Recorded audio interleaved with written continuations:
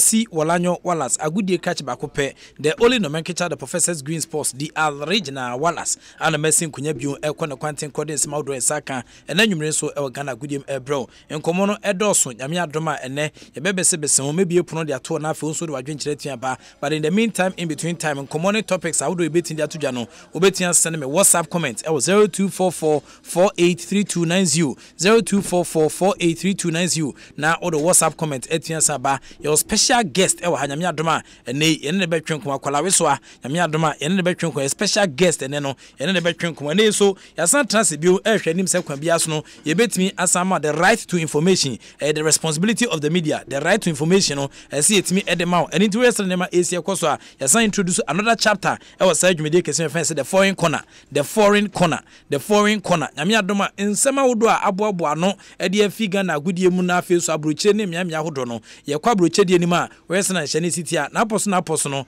Michael O'Kine, the youngest researcher, Baby Sibison briefly, Eddie Ama, Sana Mepemno, also when you're quite with test messages, Tinaba, Yasan Yama Asia Ko, Shaudra, and also 18 PP, Nukumase, Asante Kotoko, and Ra, also Omo Suyashi, or Markins in the first afternoon, na Al Hila Bubukwa, Umfi Sudan, and Gro Undumamono, Omo Etimetro Macabako, Koroko, Prayer, and our Ofentos Minuno, with Timmy Ete Kana Ebako, Sia, and then I Juma Hache, Napape, one dear with Chichi, Nanu Fiada, and on Papa Mas to Sim Kunyano, and Ochre Sekotoko, Ekoba, so much chance Emma first go Tomatana Pamasubeshi, and Penny and Pass when she and Reto Kumasno, a chance whom some bookman or loading the first car, a very person Yama Ebisiako, El Sanchez Shesson Qua, and also 18 cent Pino, Yabecomo Bium, now fame, come outdoor 18 cent Pio, yes, Adia now almost an Shani AC Echo, now Eco boxing, a Kubo and Sima, Ganama Penny, a fair and all demonstrate the habit, another character, another attitude, say, and part, as the Niji boxing home, it's none of the rest of the AC Kosa,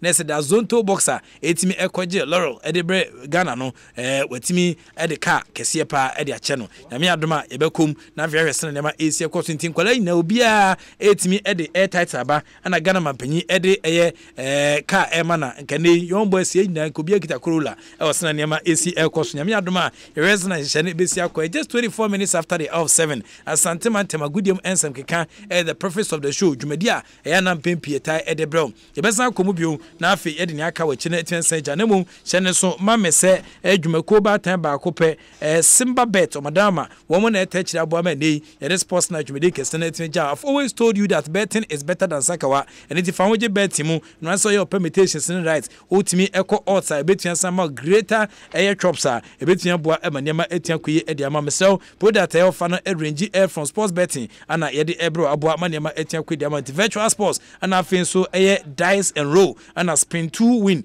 and in 9 successful Cook betting Sabwa, now Western and Asia Kodia, let us say, a Simba bet, and this answers from Creating Samba me Pacho, but more than that, so between Asako a simbabet.com, and then pay for 10 settings also www.simbabet.com.gh. Now for them paying for endings also simbabet.com.gh. When you need also between Santo Betty, now Boa Emanema Etian Quid Masaka Wadie, one here, what the Oma member code of Papa code Union number call. Now if you do baby because one cast for Sombra, we do baby one Sana for the Ukraine as a conemum betting the Enyadia, Bibia Ebeshru, Usikanaka Klebipe, and I say a Tofawa, a Benjamin, the cinema, so did ya, with me some betting yet the Papa Modenda, so do betting San Jim Nabwa. Emanyama Etiakui Ediama, which is Shaudubia, Ogusu Edino, Mr. Wada, Western and Shani City, Najas and Yanko Bright, Yabua Tilaho, na Asanteman Magudium and Samkika, Papa and for Hong Komoso Enyai.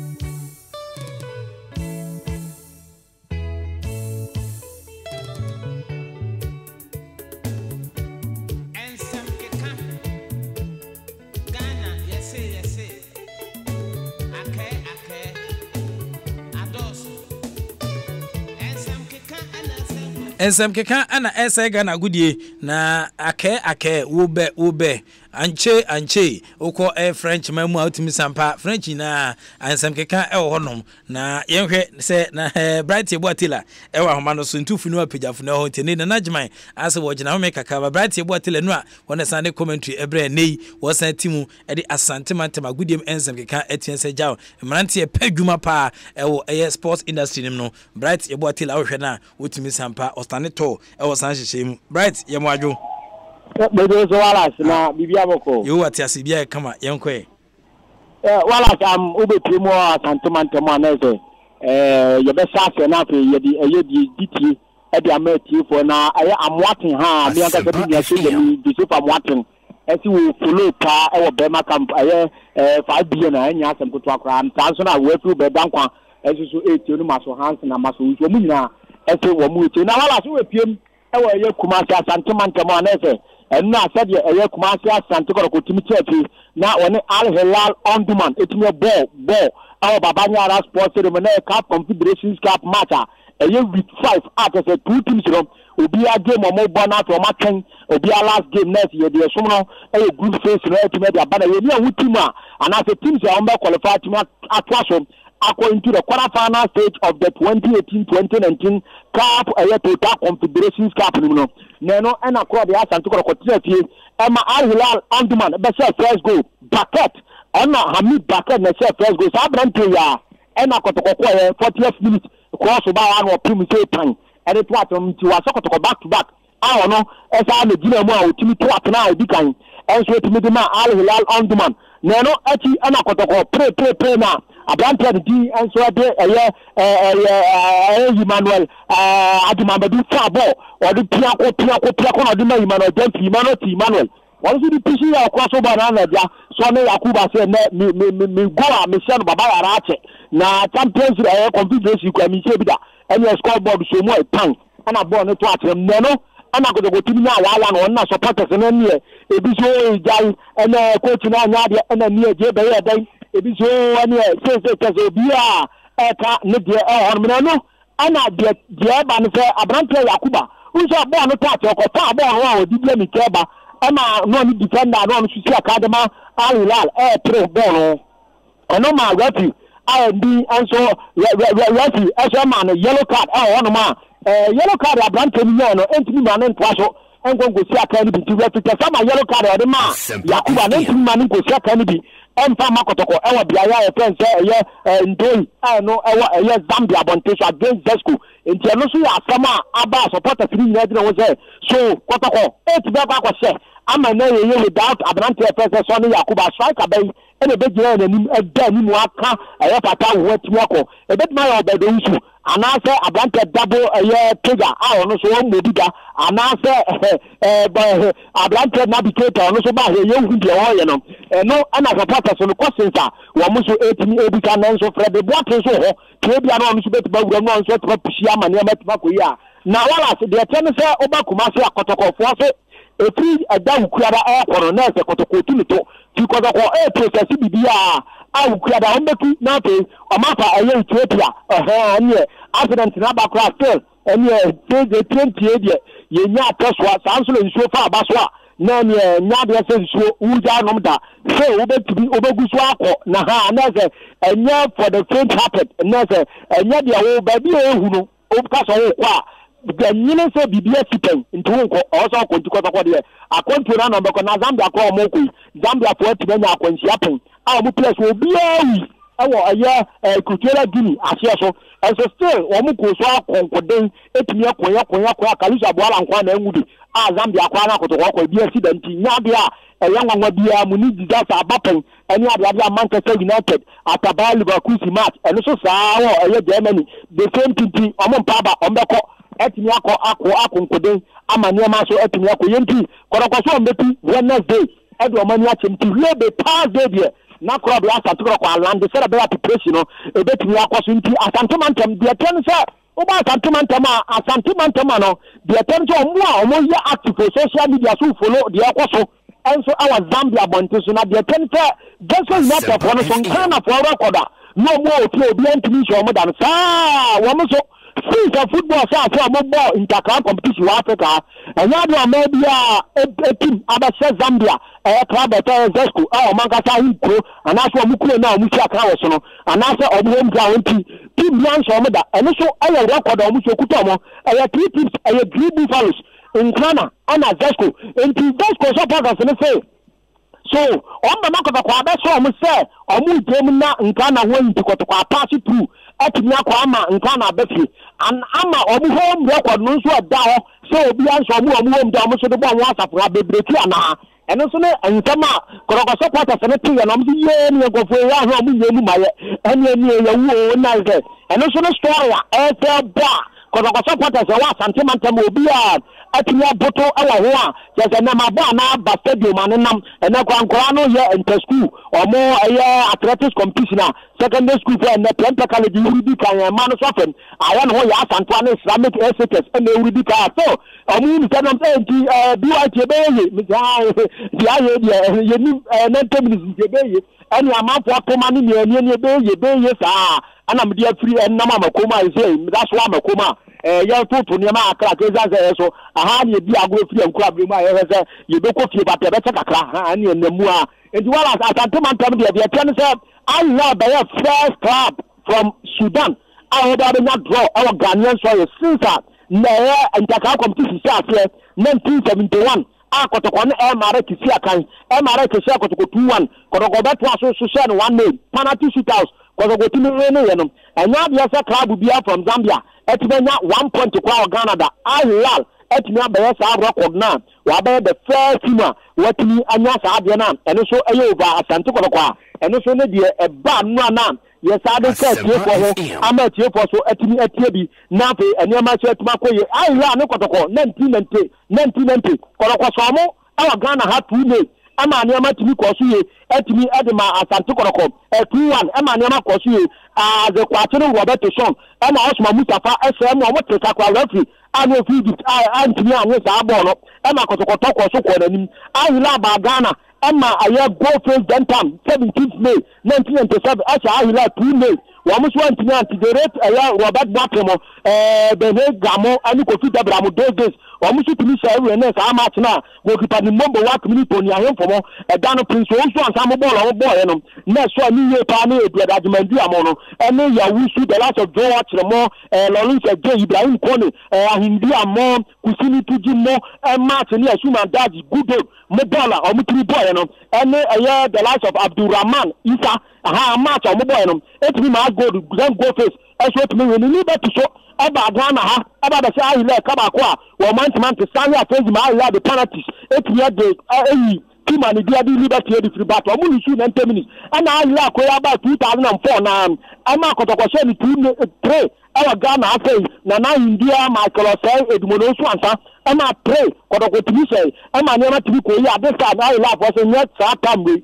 eso ba be nya draw our Ghana ba wala na yadi asante mantemi ye romani yadi ka se yensu fri asante ena ko se kotoko se first aye match kotoko bonye na ese kotoko nyawe na ansa no tima survival so record ne say if ba asante kotoko anase empeba asante kotoko na ye tell na me mama ana me say no ma me check it ade so me se kotoko bo first leg na ne ma nkoye kotoko nya enya draw kwa kotoko be firi mu a this a winner say ene siko adema kotoko metutu mania na ntifikese ya wa na stadi abija be kotoko September 18 September September 18 aha no on fa th ni mam na za me o ma kotoko ya de so Brazil ana kotoko change man smart kotoko ko bo 2 na kotoko free ni 1957 semi finals and also yasa jira mu de Joliba aba Ghana ha AC Joliba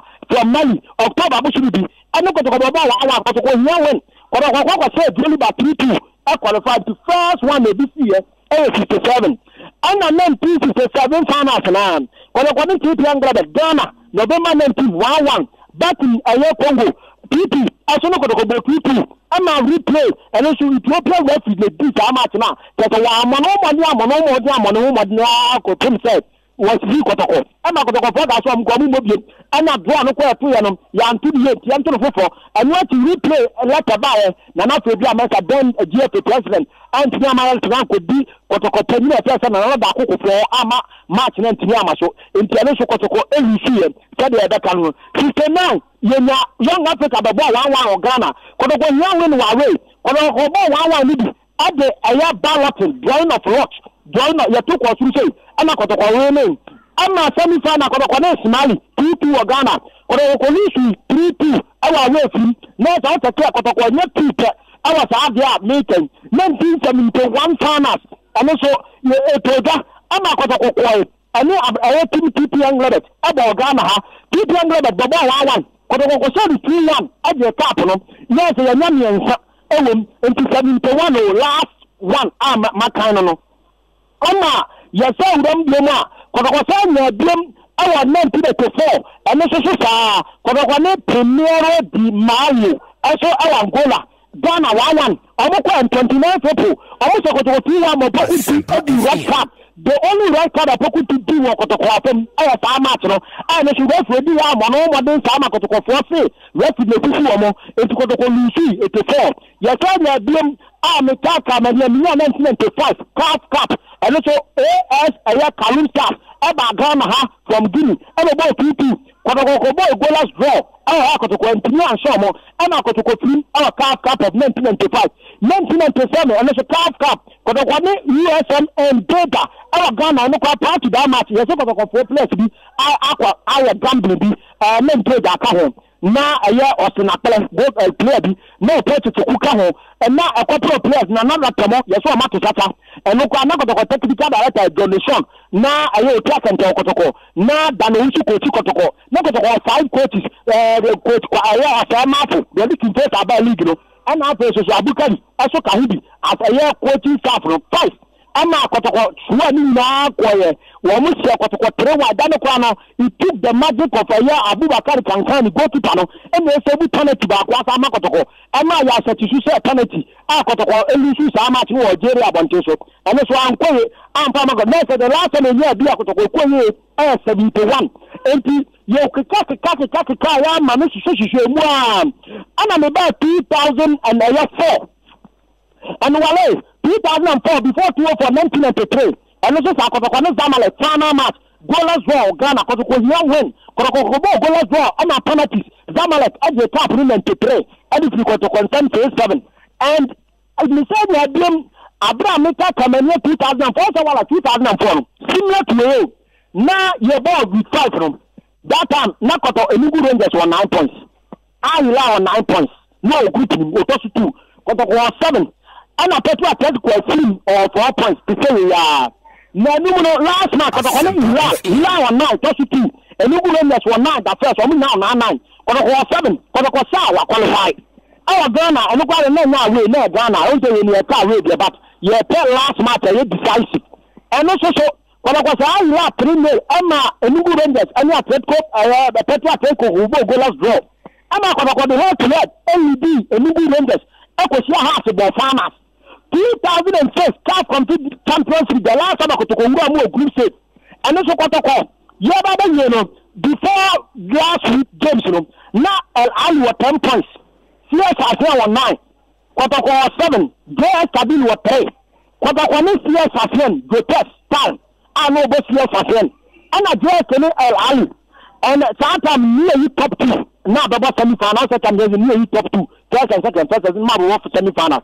And to just tell Ali Bogola elbow people. And my life 11 points.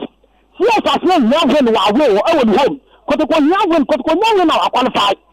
And I did not go touch a bullet to do. Or be an intended battle. You want to say, born natural life. Go! And I can't be there. No, I brought up from Abrantia. Your friends say, Douglas and Chroma, Commando, 2 Douglas and Chroma. And Chroma Peda Bono, and I Macadamo for African Bonema. Abrantia first of bring up a post out the tip and you call corner. And I told Jama Coboy, and a former defender, the respective, and be at the meantime, Mohammed, 10 bomb so time. Now, I mean, Anna almost said, really go. Now, in 2006, Club Yas and Tukoroko, and Tianquan, Uncle finals of that competition that year. 2008 so, no power 7. I'm Mariko 6, Glasgow 9, Kotoko 7, the last of Kotoko ball, Confederation Cup. Last match, I'm Mariko Kotoko. A 12, GSK Kotoko, win away, I'm Mariko of Sudan. I saw Kotoko 2-1, October 18th. I'm a plus GSK 2-0. I'm a club that first, 10 points, my Mariko 9. I'm a Kotoko 7 points, when to me unqualified. Tima okwa we wa Ghana ha ekwa group stage okwa point okwa win mental minister we as no say su e film a house of folk team of 21 years ago 1998 house no aya Dynamos of Harare Zimbabwe now before say akobonum now matai house enya aya win house no win more than 2 goals against Dynamos board raw Ghana Dynamos ebe three mama house akobo finals no anu na Dynamos any house no house no because na twa any ego cement and about a town 9 points ego cement in your face house ko say one drop on your 7th November than million people house to go back what can do ama tata na enye help here the goal difference am what go back with the free team and be again Dynamos what that kind of drama Dynamos are at the goal so and house a tomato group house needed 2 goals 2-0 3-1 4-1 4-2 difference of 2 goals against Dynamos has to be help that goal difference baby Dynamos in Zimbabwe has to be go be answer and has free more a swing and a 2 class of Wale but the man say since 1971 anytime they are to win our way to survive yeah what mena enti abaya samtasi ho kumafia obi awa ho say bet ma be so saa na nka bo na de nka zesko die aduru die ebi akobaka se kotokomfa ba ono so omo du am ho say kotokoso be sana ni home record since the football start for Zambia 3 crowds obi na so omo order eye 3 difference eye nkana ana omo zesko omo be break sa record na eno so TV na ayan kana for so di piso am say akra mo samo na se ye free ma mo so ya na wo ho mo bi answer dey ana akwa se se coach kitchen kitchen wan so to mo sama ana ma fa ho eso de apam no twala uba asante manta ma say ana te wa ha ama ko do na ani atini abre honum bilima ba say has 1983 Ghana has akwa ayeye ana has lusu 1 1995 attack ba say go for 2-0 you so go first for our 10 anyeye 1983 border atifie any US goal so you so ka kwere ni ayi na film 1980 cup winners cup la no wa Ghana and Hussein J from Algeria 1-1 you so bibia be na Hussein J say once I team of Azakas la no was 4-1 1993 la hana Azakas ni OC Agaza from Togo goalless draw you say Azakas ko bibi yakwa ni asa Azakas 4-1 yawa 84 ana oli ani AFC Joliba almost Olympics Obo goalless draw Olympics ko sad 4-0 et near the survival 1984 ana Olympics the Wonder Cup once again no talisman Ejana national power pese enyema nyina betima ko into Olympics etimi ko born home in the person of Benkaide and the lead team mate for anyama etimi ko yen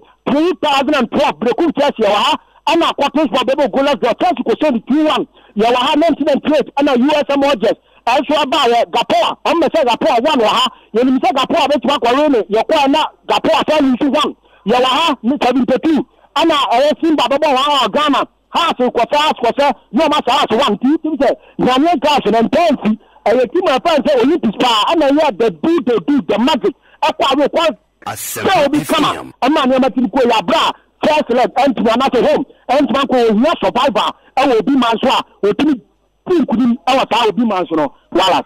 Okay. In terms of Ghanaian clubs, how many Sudanese clubs Shiano Timi Sampa, Sana Nema is cost no Kotokode, Unlusuye, Sudanese club Yansanoda. There be not even a no club and a Sudanese club be at my Canada. By no be also more brother. Both women are ways who almost be a go them. But Ghana have a Kotokonkwana draw our Sudanese soil. Sansona was a Sudanese club, no other draw. Eso Ghana 71. Marek was 1 73. Marek was 3 1990. And this is so Ahila by 2-1. 1997. Asgo don't go face Ahila 2-0. Liberty I say Ahila 1-0. Sounds like team and the and so the Kotakosasha a year I love 3 May 2004, 2008. Yawana Kotakose Marek Rebecquin, a 7 last minute goal. Mark Setre, 8 match will go by. Francisco Fima Coffee by Kamaya Fima Kodoboku, Asobem, Omurama, and a game necessary, and a body Piakwana Bakun Tang. It is 3 minutes to full time, and I'm only 2014. So at Rabala, more South Sudan, but who's there? Family background, South Sudan, and to Brokun Jesse Jackson, also both 2 goals. Ama aye that should also be also the red card. Ama the coach to no ko bu funu or Saban. And also so and never ko the my Brokun Jesse. Ama ni to Olympic. The woman say aye one point and etimesia or much mabena point. Our Ghanaian soil. Okay. Mama the countdown. Okay. And udi kotokwa bro kakra semen kai ka kakra. Unim say Alila Boboko no eba Ghana no coach ano mukita no na on 9 away records e ho no ma we winning one abo draw 8 e wo mu one kan kire kwesike e ma na no so ano die na me kan wo aya insira platform so from day 1 me ka say even wa winning away March 2012 that month no qualify a month of March 25th March 2012 Eko say a year team first AC Leopards. O the Leopards ni emu mi ba ko Kenya. Ana ba ko so bia ya ni bi enso so e dey a year Congo. Enti sa match no ko say 2 May. Ama ne ma timi ku wan ma ne ma timi ko su. Ama go goal scorers no me ka say Maha did and say go ana na bi Kapsuma.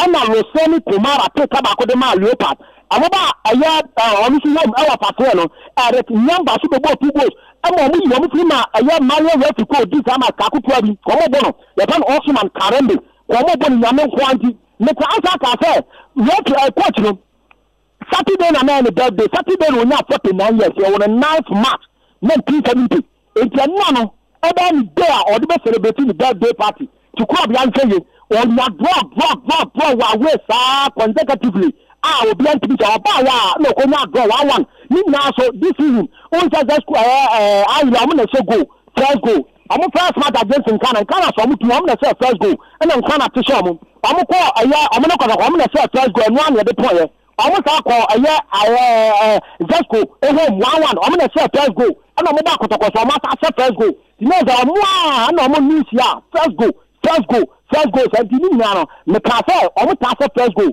ni na me ka but say see who ni say this time was sent kind of place and the gas one ho say the dia betima ko yim senka ko to lucy akabe the 7 time no African club about say our Ghanaian so you say we are not for no time raining time magana ma menya 3 maximum points ko oba no anya 1 and at the kwa na 2 points oba no anya 1 what the but team and body kai Arab contractors na ba ya 82 say house wo Ghana ha ya our Ghana house pray.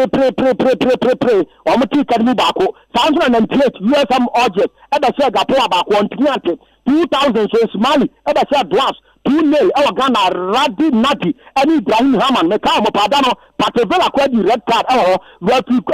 Gadia Kofi from Benin. Ene di Samatra Suleiman Isaka. Kasa will go post one another go to Madras. 2005 Joanna Farabat of Morocco. Ever say Kimpesa 2 hour Ghana. Yahuda at what rather but Mohammed Fadioni Idris Kadio. Ever go 2 goals. 2015 Anna MCL Oma. Ever say to 2 hours. Tasana Bedosu after first goal.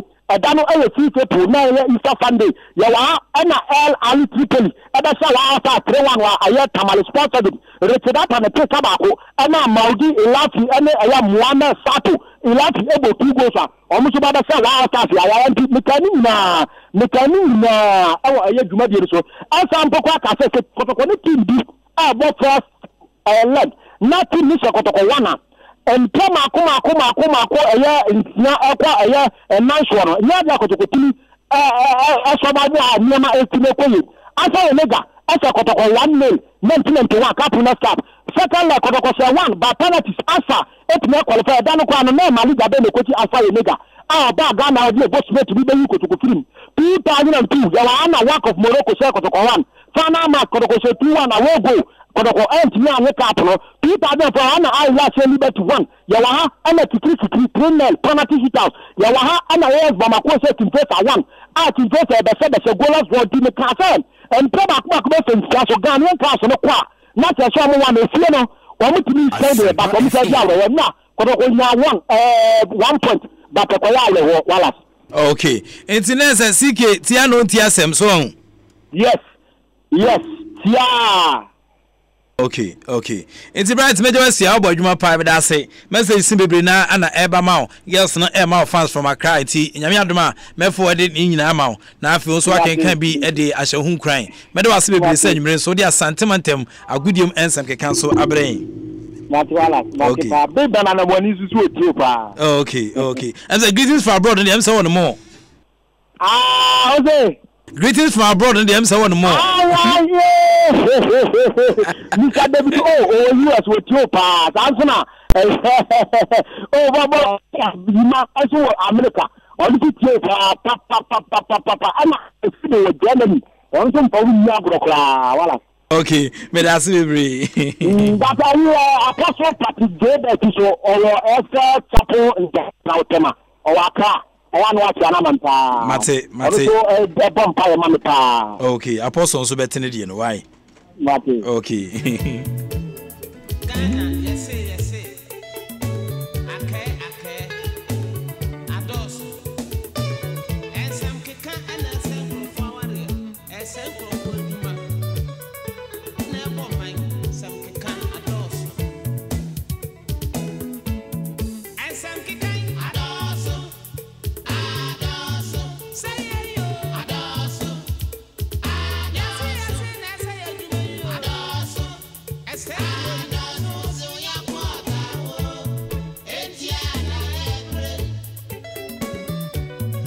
Okay, it's no mesamo bi akwaba kese bi inside the Asempa 94.7 FM so Sports Night ni dwumadia ye de ebro medical catcher da say ye wie we sana ye beko the foreign corner na Michael Okan the youngest researcher in town no so nkomo apiefia abrochi no wabobo na apost the am briefly ye won sana nyama AC course but and we are lucky to have Master Bansin in the studio intino nkomo afia santiment teba no me under 1 minute my Master Bansin so property na fi ye won sana nyama AC ko wale Akabofu na kan o de be twi asencha sendoso you are lucky to have Master Bansi that's one time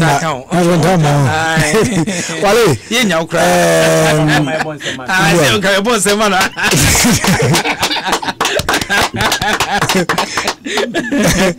it always feels like early to be here.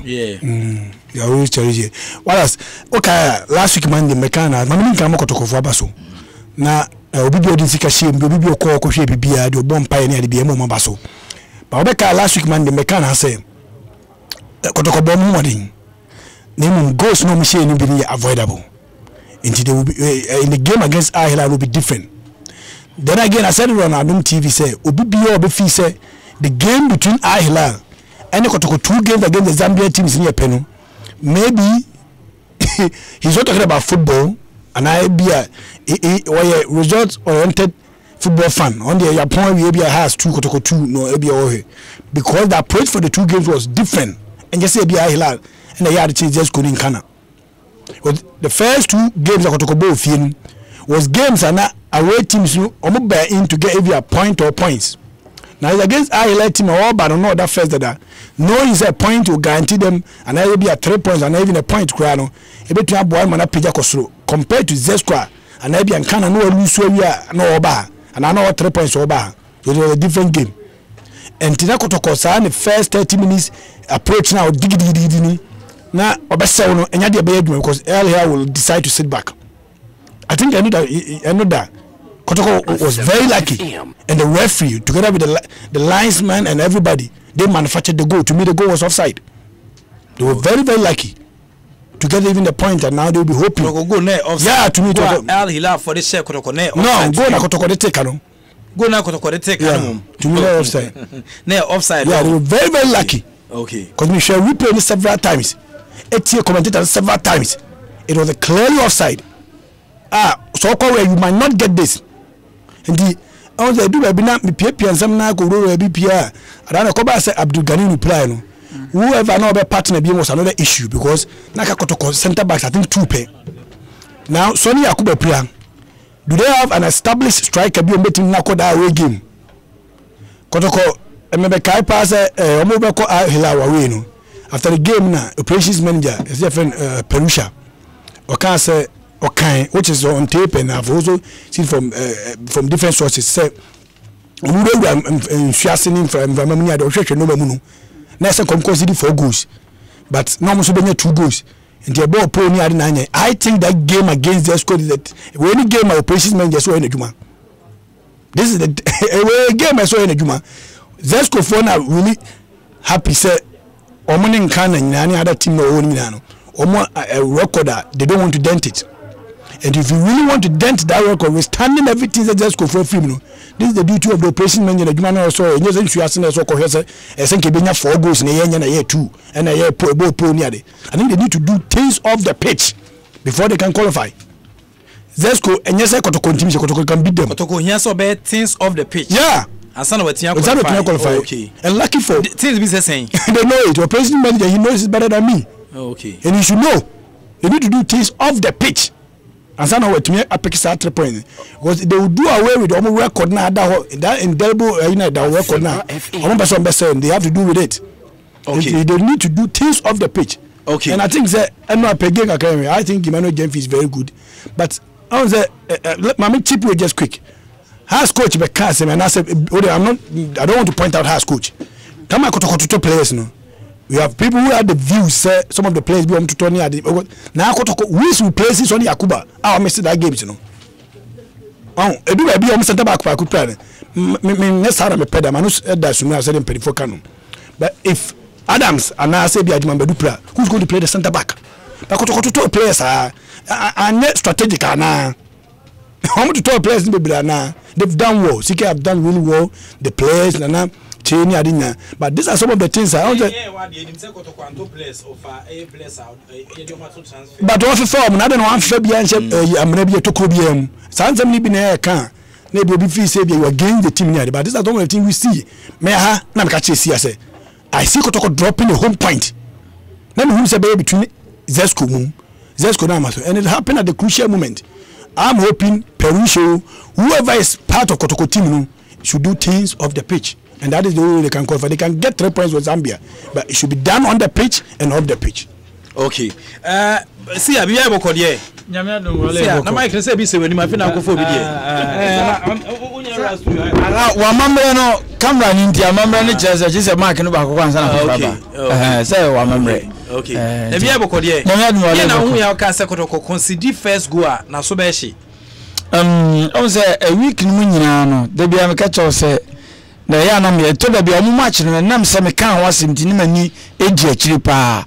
But ya na me kan say bia nka official club no ebe ya approach ebe be hu say bia sia ebia e pese obo sa akwanzo. Idi na ya na me bie omunyema na ni so radio so say be ya enko beti say adi bi say beba. Because no medical prediction say Kotoko Africa no mkobo no so ma mokota fanasa ebe muwa because of that word nam the Bible tintin ne me di o machi ebedu ba bi o madri enti me le game di na Friday no Kotoko Pierre obi ba me ka chance nkrofo no be show first go ndi all come onko ye waduma ye wie program nya me ma show adwuma ben sa na ho ho anka so otimi koye ndi say the master bansi kai at times say obi kasa di say beto a say we approach say nipa no enti adwuma ben sa na ko betua ye e wo ho me na ka me kire mo adwuma mo ma ye ho e na ono so oje nkra no koye no wantumi anko e fa training ho fa training ho wale hwe bo na ya mbo no na mi si asem no pise bo no eni ma ewo mu no enye ni de ya na keke kana bontis an eni ma bebre e football even ye abrabo kra ye bon wale ebi no say lack ohun jinjin lack eye jumu wiase ye abrabo football na obo na mu ni adade bi salak no eye juma obi betimi atrans akọ ye juma o even na nakufo adufi akọ transka wo nye ska da but obi ko ton tomato say o mokola na kaji tia baby o so abe all the four ni nyina no so obenya dwuma papa o wiase ye lack football akwa ball na betumi eche go a lack ni nyina ye dwuma ye o place bebro o mugu fi o mu bombo sen class ni kodo for ye but because of lack ndi ye hu o mo lack ni to bi so a wonnam ye hu lack am ye hu upie e ba bonti nti na me hwe se kodo for no nkase be approach o mu beba lack ye be nya bi na de pia tracker yi ni nyina na say like no na oguso a we wodwo no oguso a we wodwo ntimi de mi husan kofo no e be she first go atia Asante Kotoko na ntina ma show bi sanze sia o mo she first go na die na be se enam se Kumasi ebesu so o mo she first go na Kumasi ebesu enya de a Kotoko be nya resource na wonum ehwehwe no enam ka de to sa na me expect say enkrofo be approach o be bisa me na ma direct o mo sa mo nkofara na mo fa mo betimi edura ngiti ka mo be hu dia enka wan ra ma sa first go ni me kira mo kwa no mo fa because I two goals na o nya na Kotoko goals ni na na ya mo dia two goals ni Kotoko goals ni na na dia okay na man nkofo no be fa ba e be fa ba ko na mo so mo fa ba ko okay it is na kwa ntimi de asam ni to de bia me de ba bontin sa no a na Ghana on say mi hu say ebi obi o a obeka so si anko nya na sem e de na o de sa na ya o mkike ka o okay me ka sem bi o na nya papa na si ya na ha me enu a asem na ya me na enu a no mbobo nya na me so me ya so o poku ase mi fu me ba fu ni jami cause me bre sa na mpike back bo so na me se krachi da asema si anko fu na she first go na o ka no na me se masa Kotoko na nya me de o mpenifu na mu Kotoko no mo fa sa ko we ko mo mfa ma me na na mu ma me wo me ekura etisa ene o mo point no course ni ba sa na du mi du vie na mi kotena mi zo mi tena ho na mi so mi passport na se me we ene nko hu se game kra no o mu yi de o mo bo twa o mu yi na mi tena mi he kakra ba mi he kakra zo wale ene me bi akoso wo Ghana ha Ghanaian club e be so fa o even kan ya e be kokra e be so fa free sa ne ma no sa video ya nas de babonti mi he bo we pa no anaju no na penalty pa ho da we say referee anya ma Kotoko de then ye wo ha ka say party mo adi ya nas de babonti Ghanaian club ye be so for sa de mo pe be che anzan ye tumi free mu because we man no match kwa mu tournament ya man be born Ghana referee si man sa so Ghana say for try want tumi kan we o man kan wo referee si mai bo mai sa wo mu free mu Ghana say for be break say o man kan man tumi o man kan we eno na ekoso no eno po kra dem so me dem sa Asempa so bi ka say referee ni ba no di kan ya ko e be si Kumasi foni bi say Kumasi na me ba no hwe mi wan si ba bia mako akoda no because mo ye nipa bone fo pa mo ye nipa bone fo mi ti me pete say go media me be playback me on bona de na me ya so ndimantumi a ba na dwo no me hwe ni super sports o mu yi ma me tena ho hwe na me hwe no me hu say referee ni sisi Kotoko pa sisi Kotoko pa o sisi wo mu pa me am be hwe mu so de sisi wo referee sa ni yansa na pa mi tell we do so mo si referee ni sa wo frɛ Kotoko fo nso ba bi obeda no mu ni num si wa dwuma obedi wo mo no okay mama nko Kumasi na fans na kasai after the game okay. na entiom kakra na problem baby ana opa number 2 no captain no e must important na there and more form ka na ni aje ode ne ba enso na nya na ozen ko ma contain ni number ni musa na contain number ni da bi ni aje na ode ne ba no ozen ko ma contain na musa emrante bobo no ya branche dia kokora ba de be da ya we ne de ya na se ozen perform ko yo operations no office o mo no mo fa points ni nya bibia ti bibi no mba kwa kotu ato no mo ntuanto na ti me de ntimi fa we no ni avida referee na sisi cause boy na win the referee dey anke be win but still na your vim bet ma ko share school no home near there so far players why pan na impress why pan na do that more for you know Kotoko 2 na friends most friend pon they na say come Augustine prepare na be there Augustine se fa na be bo ni aje ba wa mo hwe ni aje so ba wa mo hwe minim de ntia oyi Kwame Bonsu a film Conte film ani ni aje ba ya di ni aje wa boni boy wi mi ni aje wa emre wa boni boy wi next week ko Zambia ye ne Zesco Asempa FM woni say yem peka kakra mo Zesco for o ma de o ma film yem peka kakra mo na o mo nye de no munye mu mai no vala no ya na ko to etirie me yene dey also ye si player ne so na dey o ye okay etino kotoko fans no ana e kasa nsedu adamu aha enka mema na sports summaries I will show you soon kwa but sena ade na ba no ese me call in sedu adamu intervention ye sena nema ebesi akọ sedu what ne amafo de aba no kakra be briefly on kotoko wi a memo dwumade ni na to fa wa no na afie hwese ne Mexico. Yeah, Wallace Medase, me champion for Opiana, Midawasis for the opportunity and Mida producers Swasi for the opportunity to be on radio. Me, I will not mince word, and I want to try to be consistent. Because I say after number 12, we become of here, I will show you as number because say, ne anasi no, ne a movie, and nipa be our scenes of a movie series be no wangasano, unye serious. Enti o my Ghana I have the scenes in the last movie no serious I act on we are not serious and I won't mince wait I will never regret saying this anytime and from that June 6th in BCN I never regret taking that stance that it was a movie and I say sebi ye nua number omohwe year me kunkum bagia yes here do be akoto hospital no mo bompa man behu scenes bebre na soap opera the year say nipa no so no be so today the most man you are not serious you are not getting the import of the movie. The import of the movie is telling you that it is possible such instance can happen to you until that one so and shall say ni issue movie no no and na real until anas movie no be che Ghana for na ye fan real no afina dawning on Ghanaians. And at this stage, I may even worth him because me, I stated clearly my position. I still maintain that position. We ain't seen that yet. Yes, you ain't. Mami chow. Okay. Maybe ni di Patrick Akoto. You see, I think just a week. I not frame me because I can't meet them Akuba Africa by Ncheye. And and Michano Kumasa Patrick okay say after number 12 just 6 days offer me can Asempa me also okay comes yes he told me say some of the referees are omo matches maybe in their omo confederations cup no had conversations with the officials and himself that why are Ghanaians doing this and you go omo ni masisa and na you go omo ni masisa.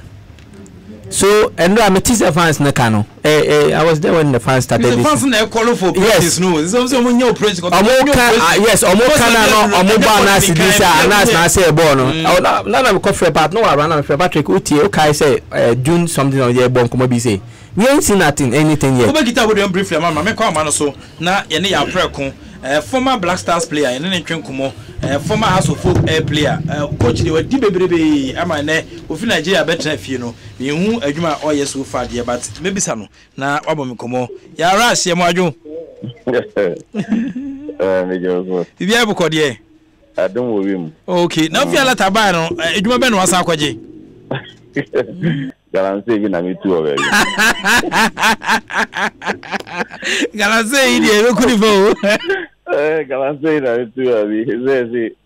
Every now I got you more. Interesting. If you may get the bonnet, yeah, the inclusion of Samiku for in the normalization committee. At the same amount, who the one where they check a crowd will be paying. I was sending my ACA Coso, Samiku for Sunia, no, no, Betty Abebois. No, very well sent go for super and him therefore go for a school. No money about Brown normalization committee. So a few days be to end their mandate on the 31st of March. No, and I need Sanchez to create, but now who is saying? Say, can I cut some few days. Be a few days no obey if anything obabwa biana ono so yeti nyansa ni nipa ba putin nti be a few days there normalization for no almost struggling ni mama de ba omo de sare na wine na se for it probably no obey me for if anything contribute to their mama be a kakre bi odba be kan wona and so mandate na so maybe 31st na work am nti yenya ye hope say obetimi aboa because okay, it is a who same Kufuor's inclusion no say we no be normalize the rest of the members na aka no. I said I name the very adepoti ntia omujida so omode appointing or ex footballer or if anything if you are normal pay ex footballer there with another experience, another opinion, another if anything insight in their group na normally. But apart from that, the homogeneous. We say no another committee. We made them national coaches. No, we made that committee. You know, but we know and you know about confirming say what started Juma minimum. So you know, you confirming me. See say normalization for number out about confirming say you know. Asempa FM. Okay, knowing very well, sir, normalization committee members, nkofo efi academia, utimi sampa modusua, ekwanim, almost state categorically say, degree holders, nkofo de any of my adwuma, same kufo kita just experience in terms of academia, who has obetwini san nkofo adwuma. Yeah, and I make say football that only if anything, uncle school doesn't mean say football no ntinye. Sabi, Alaji Guza. Players are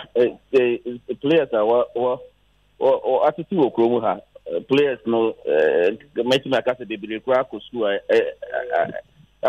do actually before omo question na say bet ono chira omo say enye school na yede ebo nti o chira omo ama eneno bebre no they o say because of him. And Tikakrebia, you know, I believe say Tuga Wano. I know say definitely or contribute, you know, and I make answer also from now to 31st no. Ebian Comodia no be behind closed doors, Omonid Comobia, among who say Obetima contribute until then if he can do that, then they have to bring him in. And the starting committees the year Juma and Che and Tibiana committees no one among or experience the media normalization until if they opportunity back some group on a mama that meaningful contribution Ebiano homogeneous and we have to wait and see. But I believe that maybe that's not what they want to tap from him. No, let's hope say ebe boy nyina. Okay, obisukwa say as a committee no omo mpe opposition and don't real opposition lawyer don ten de bro mo titintintin omo komo no omo nyobi a wagon o bete nim de no kran kwam no be trans no yes amasa e no na painting na bi a omo ato nsa da fe no so hu ne sen. No, I don't see somebody that say yes, a master kind of guy. You know, no, only Tuga or Canadian. But when you come against like only Kofu school na kokoshia so boss na boy intino so mo e de adusuano e mia wa ba ne den. Only on very super. If says apa dia. Samina Tuga na minim no minim no. And to you, Obaka does and to you, Canadians, and we net you hodia and so be good anymore to the Canadian with you home. That's the two that I know, and they make a factor. Okay. Yeah, only CK and so aje akwentu kese wa Africa Ghana ono pe na ne club ebobo ono so pe na air front lights no esi ne so e odwumadi a eguso e koso no onu dwumadi ne central the recent one enra what the prim say koba ne say obo draw o hwese na ne masi koso amanfo say ogina touch na na ase no ogiti ase ono so nti asem e wo se na ne ma esi koso but kan na kan kwani ma bie a obetien sa dia costela o chance obetien show ne self approved e wo sa encounter ya waje say obakui. Oh, first of all, no. Ubia and man a chance to say qualified to the group stages, and we have to give them a hand in if anything. The Omayano, we have to congratulate them. Oh my idea, say, you know, the advantage and disadvantages they bring. Asempa League and Obekobebano, Neso, or Sunny Bam, you be a soberbo, the year Diana, Ubekobebana, Sunny, do ya, I say, we do Monday as Wednesday match or players abre when you're training as Omukobo, so around Shana, Kotoko, a big team. No, Akobo, if anything, Ibiano, or any smaller team, Jacobo, no, Akolusu. Then the following week, on if anything, Hilal Bo and also if anything, Zescobo. Into Kolusu match now, league match now, supporters no Abembebu, then you have to win at all costs. And league na airborne and league na yambono. The Papa Muna Boakotoko. In NT, I mean, league na yambono. I believe say a favor Kotoko. And your ball league is Anka Ombenyam match fitness. Ediabo, but bad fitness muna injuries better I see. Injuries better see. Now I had disadvantage amount work if anything. Cap no. And I may ball cap for Nigeria. I may ball cap for my name is no ball cap for Ubo league match. After me about Wednesday, about if anything, about midweek and weekend. Ubo midweek now you the full weekend now. I say me ball cap midweek. Injuries be by moon and as if for now. But I had no money and your cover to get time or try and any days or nyaya or the recover as in the boy. Some of twisting the ankle now I doubt so bit now, but to me boy. But no, my idea, playing against Hilal was experience. Foreign players in those room, foreign players in those room. But matches almost before Hilal match in Emiliano, almost from the whistle go no. If anything, almost show be but Asempa FM. Buy no yeah show Bomodianity. What you say, and then if anything, challenge my if anything, or no entire team, if anything, players in but I believe that you know, equalize here. Happen to bigger clubs, and happen football. But a chance we move, I strongly believe that if they go to if anything, just to they are beatable.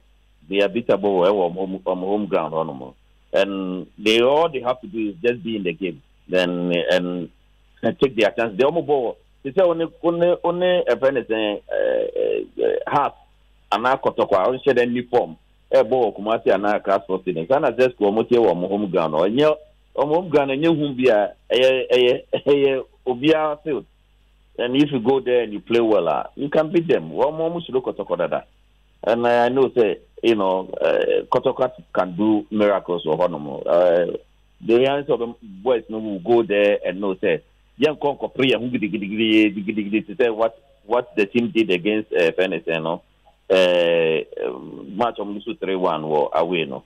You know, I think that the approach was a bit Venezuela. Say, you could win, and see, could be a game no more. You know, we know they have to be cautious. We learn from experience, and they know that the same country, they have to be cautious and then make sure that they be in the game. And I know that Kotoko, they can take their chances, and when they score, definitely, you know, they can score there.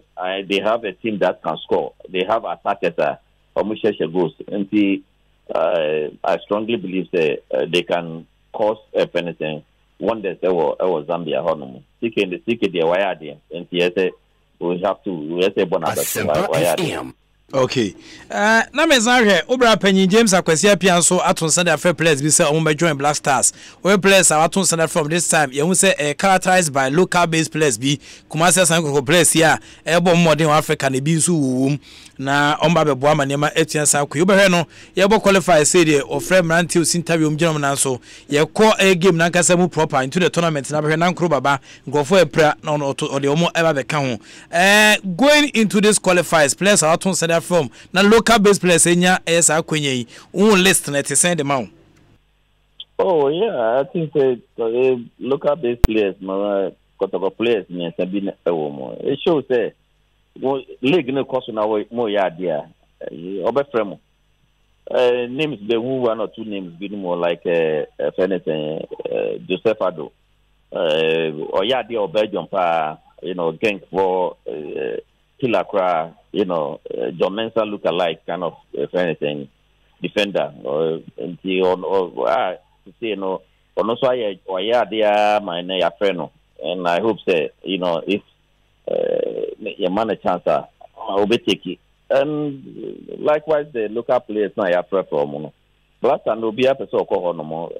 When I don't know, so I call Amos watch our league no more watch about local Blaster. And I don't think the way we born, but so called training and I say, what me take your chances are. Who knows? I think that he want to win this match and on Castle we local and also we foreign and the Oba now my white team dada. No, be a training in the show there if the person can do well with training and go to say he has the capability to give him what he wants. I think Capidia you can't do it. Over more chance more. And see Campa promo they shouldn't just go there and add up to the numbers. Now who knows? Because also some about Africa more experience. And so they are almost majority of them are if anything about Cup here and Champions League here. If you can face them why not say the local Blaster who knows? You get the opportunity to start, and who knows what the bench can help them more. And also, about TV in for they have to just go in and sell themselves and see how it goes. Okay. Okay. When the media crying, I may say Mahatma Usman Otu. When I have Blasters player and a Blasters coach, didn't own friend. Ain't I mean a Blaster coaching? And so when I am, Cadian own friend. Okay, that's also crowding your Kenyan and count friend. Oh, Capi on the criteria or different. It's man at the moment, ni wechi and I can't talk for Mahatma. Thank you, I'm here Blaster coach and I can measure the modern born in at but at the moment, me. Mahatma when the baby me under players I'm sure. Okay. There's a one in the Sika down. Mahatma. Aye. Oh Mahatma didn't mean any year more anything. Many years more under 2011. It's not maybe a question because under 20 moya juma hono nka national team officer only qualities be waiting about Blaster proper. Who shows that Mahatma call that last 2 years work anything a couple of days in Mahatma Kobe. Okobi Mibwa. No, I think that match in the final match of anything. He was on the bench. That was under Avram Grant.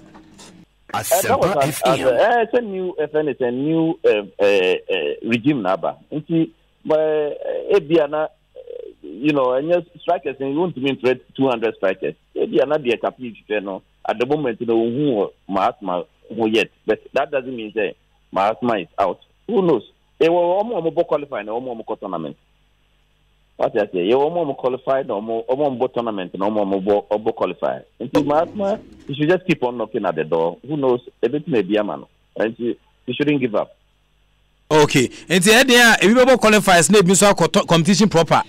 That is how my saying because people how pick it up my competition about if anything, competition about starting. That is one of people who are not what qualifying in your now. Competition eba started. That is one on only form cut down or deform. And the player when the player deforms that means they saw the tournament because we are both qualified. Or if you want to go and win it, and two picky players on my offense on my picking. And see a big both qualified, maybe so both a tournament. When the tournament eba be do no be no form na form injuries ebemu na for. The fact that it's for you to come out with your anything 21-man squad now at the tournament. It's make us a big qualify maybe super tournament. Okay, see, I will pick a Chinese player ahead of a Turkish player. a Turkish player ahead of a Chinese player. And so by picking a Chinese player ahead of a Turkish player. Your form need to picking no, and the form I'm picking no. Okay, I don't look so Turkey and also if anything. Because we are moving if anything, if anything, competition is very tough for her. You see, the form no. You have Asempa FM. Okay. Ya bra ko bedo ase say nyumri so ambra say kwanso ne atwen komo me go so hwe o birthday no 8 September 1974. We are 44 years and something na. Yeah, no bobo. It's been was here. Nyame ado be say di ko bio. Okay. Me da say. Okay. It's no ni aba no ya bra ko ana atene kan former Azofuk player. Former Hazofo coach, former national under 20, and also and a former entire so and also appropriate chachu, ya former Nigerian Premier League coach, and a Otene Kana, and also the Eba. And it is said to proper chevi enough. Remember Michael so. Yes, into me wrap up on the video no. Say na a movie and a Ghana for a year into reality, and I say I don't know us. But I think say Kumas and Kotoko they should not be too much ambitious because you encourage you more on this same show. Meaning say okay, na Friday we are na omo CEO so ma kotna meeting bi ase enyimbe na me show ya so na me say decision take here na wrong. It was against the statutes and the regulations of CAF, and we stated here clearly at the article P so Monday no mudiechi, and they agreed say it was a 3-year project. This year we are going to test the waters. I think that they've gained lots of experience. They should not be too much ambitious. Maybe Ebenezer Edo Mabedu, no, I think it's enough. They've gathered enough experience. They've traveled across the length and breadth of Africa. The players have seen lots of stuff. Omuko Cameroon here, Omuko to virtually, they went virtually around the whole of West Africa. Omuko Cameroon here because playing Omudifi Cameroon Bagana, no, playing the Omuko Niger. Edo ko mko fa Nigeria, edo mko fa Burkina Faso, edo mko fa Togo, and some Ghana. To my place in Abre. So these are experiences that you get when you play in such competition. So going to the next season's competition, it offers you lots of experience, it offers you lots of opportunities, and lots of things are also here to improve upon your travels. Draw on the only first thing I can say, Kodoko, be on best of our prior travels. Or you more Kitwe, or move to from Kumasi, Abesin Kwakra, Fiakra, Eco Ethiopia. Addis Ababa Eko Ndola from Dola and Somoko Kitwe. Not just say one born on 5 different cities, so that place it's not easy. So that match I wasn't surprised they lost by 3-1. People have not taken a casual look into that traveling effect. Our boys but people think that it's just normal. So I'm saying that an experience for them, the management will know. The management, because ideally what you have done was to either go through SA then straight to Zambia or something of that sort, but to do according to anything. So these experiences are made sure in their first season out of 3 or many more Bokabia be in anticipation that they want to go to, because from what I have observed, say Omune this current Kodoko team, Omune are lab 100 times, I love there's no doubt about that. Unless maybe I don't understand football to that level, because they outplayed them, they outshined them, everything. They were better than Kotoko. Everything. Their appearance. Very young players. Yeah, yes. You see, and even though they are young, they at least competition. At least this season they've gotten about 70% more matches than Kotoko. You understand? Yeah. That alone is a factor. That alone propels them to play as a unit than a Kotoko team. Even this competition, they have struggled to keep a team for 2 matches. This competition, Kotoko has struggled to keep a single team first level for more than 2 matches. From grapevine sources, I heard that they even wanted to buy Sonny Yakuba straight ahead. Yes, we saw. Yeah, and then we said, for instance. So these are teams, and it means I'm sure Kotoko, if really they want to conquer Africa, hardly do you see teams conquering Africa or mukta one set of players from the same country. Hardly. We have spoken in 2000 and because they had a transfer ban which allowed them to keep their players for a certain period of time. Many of the times, as you would go find out, no Ivorians, no Nigerians, I mean Togolese, never team. So we got call. I'm sure say the matches from Abon, they have identified, they should be able to identify players from other parts of the, but it's not only about identify the players and knowing where they are coming to fit in, because Kotokoto, this Ivorian striker, Tugai, also I don't know how the name say. And what was the use in going for that player? There was no use. There was no need. There was no reason whatsoever to have gone for that player, because only player by because of the Africa competition. And on board one game once on board a single minute, and it means second of few competition more player is going and Kotoko Aboka, because there is no competition coming in, and that player will not come and sit in Kotoko while there is no competition. So what was the analysis that went into say Omokoto sa player? And even Habib, let's even do analysis on Habib. What was the discussion as some kofa Habib? Aba, the Habib, we can discuss the Barcelona transfer for KP Boateng. They said he knew that on the ball.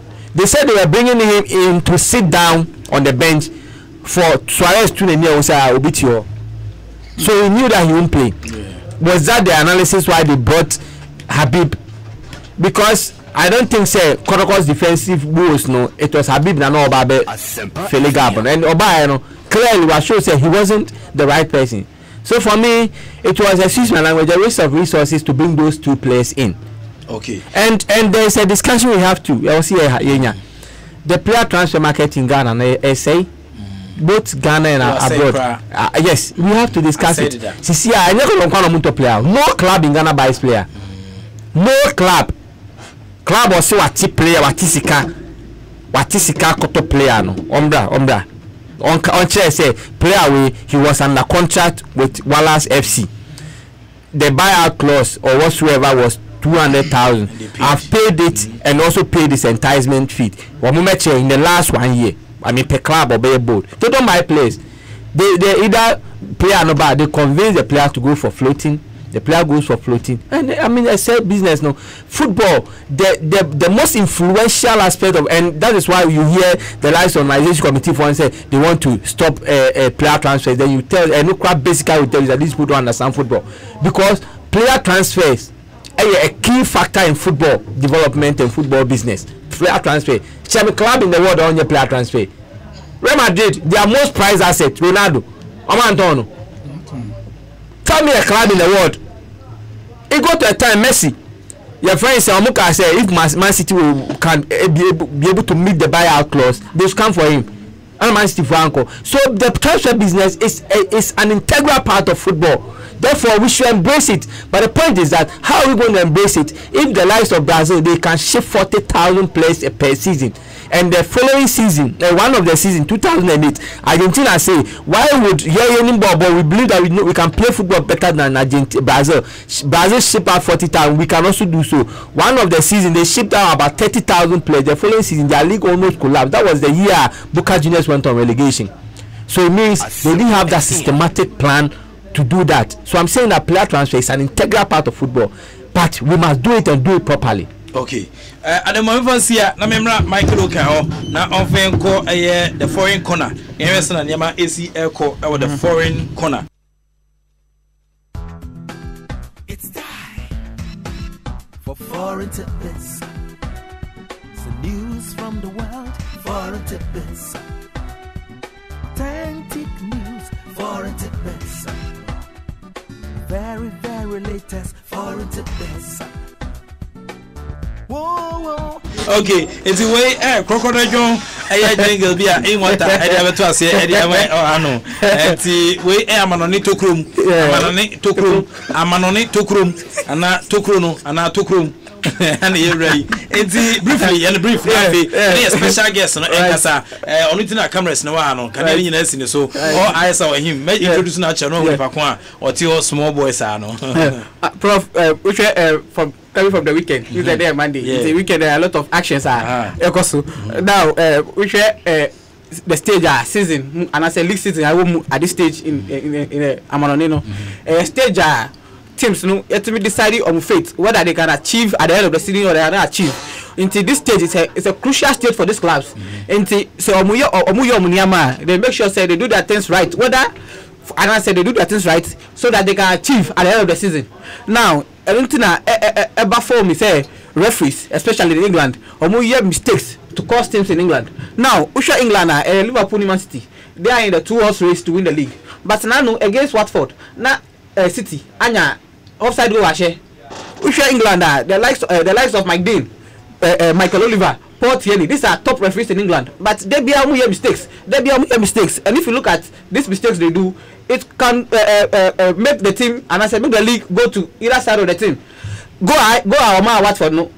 Liverpool will be thinking say Man City the undue advantage to take the league from Liverpool. Now show Liverpool is league omuji bi ache 1990 to omuji league bi omuji bi da the likes of Steven Gerrard, Milan Barros, Sami Hyypiä omuji league bi da. They want to win the league. Now say referees you are in charge of the games now mu here who give City undue advantage to win the league. I think say to go down well with Liverpool. On the other side of the coin, Man City they also want to win the league back to back. Yeah, manager behind NG League no back to back. Apart from Sir Alex Ferguson, I retired in 2013. So City they also want to do that. So I think say VAR and I said the advantages of English Premiership teams. Or more calling for the VAR, the video assistant referee. Say remember now enkete the mistakes are these referees are England no. Now my second issue on England, which we are going to social. Me time in 18 December 2008 say you should take over from Jose Mourinho. Why records? He has achieved a lot of records or breaking records in Manchester United or say breaking records in the main Premier League. Angasa only prepared the coach what bought 12 matches what call unbeaten. Now in his first 6 matches our boy no onya wins now win now onya in the first 6 matches match the record Pep Guardiola Carlo Ancelotti mu aye in England. Now the third issue and England say Liverpool after say omubo 0-0 in the Champions League they won 4-2 against Burnley into putting in a better position go into Champions League against Bayern Munich or the Allianz Arena. If you look at Chelsea omusunya 1-1 which was unexpected against Wolves. Now Mauricio Sarri said Chelsea are going through a state of mental fatigue. Players need a match every 3 days or boss English Premiership on Sunday, no on Thursday. There's only 72 hours and I said 3 days interval in between these games. Players they are loaded and they are mentally loaded with tactics. It affects them because of the schedule and because of the time to rest in between games. Yeah, I think these are some of the things that affect them. Now, Usha points are anchor. What differentiating the other teams no closely into Tottenham now he has moved from a challenging opposition of the league to now fighting for a top 4. Now Usha in Spain, Barca winning now the last game UEFA Champions League against Olympic Lyonnais at Stade de Gerland Stadium no omunya 0-0. Now they are preparing towards UCL and as a Champions League in this Tuesday into Omuchi Rabai at the Camp now Omuchi 3-1 which say they are preparing and I said they are putting themselves together for the Champions League with Olympic Lyonnais. Now on the other side of the city, Madrid, which Madrid in recent matches, Omunya a perfect results. We share na Barca Aba Santiago Bernabeu, Ashe Santiago Solari back to back higher scratch number or picky points. Bernabeu into quickly the hierarchy of Madrid. Led by Florentino Perez, they want to put measures a club fortunes in this season. Everton, which are Europa, Copa del Rey, the league. They are not part of the competition. And I said they are not part of the challenges. Which are Champions League is where they are out. Into if you look at them almost season, I can't say they play with pride. Say they can at least make it into the top 4. And I think say Madrid, my players in motivation be to play for Madrid. Now if you look at stories are ever from the tabloids, who release stories are ever from the newspapers online, you could see say the two coaches are short Listium say they will take over from Santiago Solari, Jose Mourinho, but from the camp of the players they are going against any decision to appoint Jose Mourinho. Into Usha and the key news are breaking from around 4 p.m. today. Sky Sports reported, Daily Mail reported, Telegraph reported say Zinedine Zidane their players are in favor of say he should come back and come and take the position into from now to tomorrow. An official statement from the Bernabeu say Zinedine Zidane why a U10 is coming back to coach Real Madrid. Now if you look at Italy, Juventus Omar taking the league by storm. Now Omar doing him into say Obi ever back, and I said Napoli ever back to challenge Juventus. I think say it's up the card. But Omu here maybe this weekend against Udinese. Omu resti key players. Chiellini, defender, Omu Restino, Bonucci, Omu Restino, Dybala, Omu Restino, and all importantly Cristiano Ronaldo, also Omu Restino. This tells you that they are taking the game against Atletico Madrid and the Champions League very serious. Is resting his key players. Now resting the key players, and so the French players who came in to replace these key players too. They did well, and I'm winning for no. Rachel said they are preparing, they are scoring goals, they are preparing themselves to the Atletico Madrid for they overturn the 2-0. Atletico Madrid for sure. Now Atletico Madrid, if you look at their back four with the likes of Jose Manuel almost small way the name will come. It's from Uruguay. Almost Diego Godin. Almost Diego Godin. Now Jose Manuel Jimenez, only small boy now American one no. Now it was drafted into the team very quickly from the exploit under 20 in Turkey 2013. Who's there 2013 under 20 now boy no. Not the likes of Paul Pogba no Muje. Ghana was there Ghana striker say we need the goal king. Now it was out of this tournament now Jimenez from there straight away he was groomed into the team straight into only Diego Godin. They had a center pair of Atletico Madrid and they've kept a lot of clean sheets. And I think say Juventus they are facing an uphill say over 10 the 2 goals into really some of the matters arising from Italy. Now we share Roman Zoa Omanya new coach Claudio Ranieri after say winning the premiership with Leicester. Wako Nantes, Wako baby a lot of teams want to be success and I say want to achieve success. It's now with Roma in a Kramubo game against Empoli only 2-1. Now if you look at Germany in Zoa, the race between Dortmund and Bayer is very hot and I say it's a heated competition. Also Germany. Miko Kovac on a perfect start and a Dortmund a taking lead. But now if you look at the results and I say if you look at the table, Bayern Munich are 40 back. They are now tied on points with Dortmund. Now last week and I say Sunday Omushe Wolfsburg 6-0, which also say the last game on board with Liverpool. Now Munya 0-0 no. Coming this Wednesday, they want to prove to the German fans, they want to prove to the German newspaper say they want to take, and I said they are very serious with this game. They want to take the game to Liverpool. Now Omunya and I said Omunya the better results of the competition, and I said the game are able to because Bayern Munich doesn't need draw and they don't need a scoring draw. They have to win a game for them to qualify. Now I think say if they get out of this stage, the the round of 16 stage is going to be one huge news. It will affect them, not only them, but affect Niko Kovac as a coach. Now we share and now some of the issues are me from our name Sema. You will see say Luis Van Gaal, one of the biggest and the greatest coaches in football. Luis Van Gaal, and I say me coming from a newspaper called the Telegraph. The Telegraph, Netherlands, and I say Holland. This afternoon, more reported say Luis Van Gaal, person retired, and I say he has retired from football. Now, if you look at Luis Van Gaal as a coach, he has brought so many innovations, and I say, Nyama Bibia, who game and now all started from Luis Van Gaal. Innovations are all the bar into football. Now, we share the players and I say your coaches Luis Van Gaal are impacted on them, and I say all impacted football knowledge on them is uncountable. Now, if you look at some of the innovations that Luis Van Gaal are brought in, other bar into football.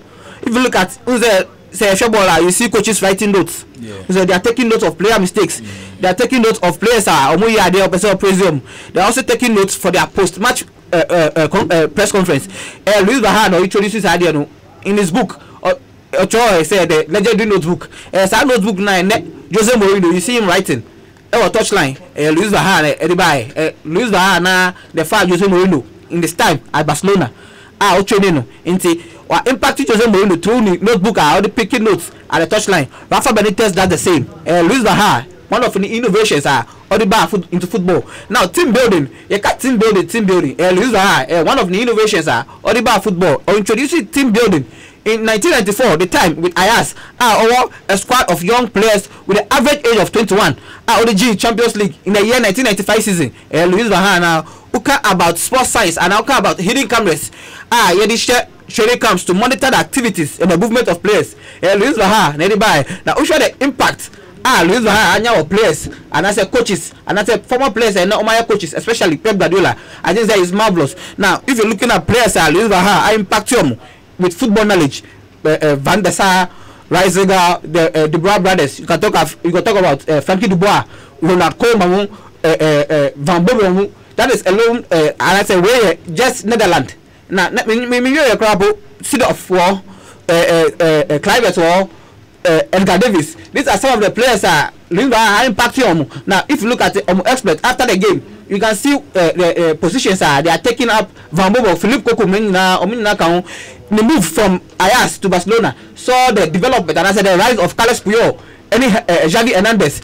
One time now the tiki taka joining and Arasa Barca enjoy under Pep Guardiola. It was because of Luis Vaha all following the blueprint of Johan Cruyff in the 1988 and I say in the 1980s because of Luis Vaha say Barca just to follow the blueprint Johan Cruyff actually into Luis Vaha took up that challenge.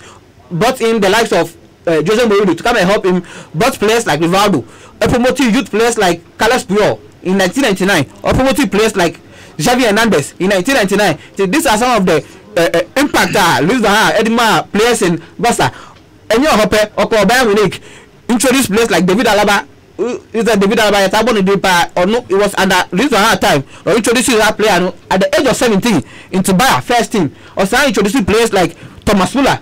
And if you go to Germany, it's one of their key players. But now, Yakachen say you will be part of the national team going forward. It was Luis Vaha in the handwriting. Marcus Rashford and you can't want to say it's because of Luis Vaha.